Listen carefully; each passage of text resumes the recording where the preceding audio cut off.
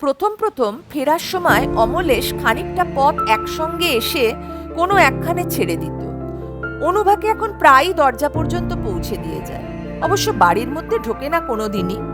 এখন অমলেশ কোম্পানি থেকে একটা ছোট গাড়ি পেয়েছে নিজের ব্যবহারের জন্য। অফিস ফেরত নিজস্ব জগতের পর্ব সেরে রাত করে বাড়ি ফেরাই ওর রীতি।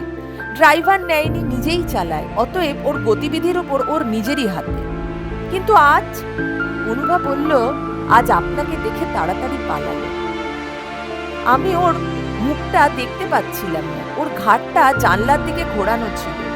আমি অনুভার সেই অলংকারবিহীন ঘাটটার দিকে তাকিয়ে আস্তে আস্তে বললাম, কিন্তু এখন আর এর মূল্যই বা কি, মানেই বা কি?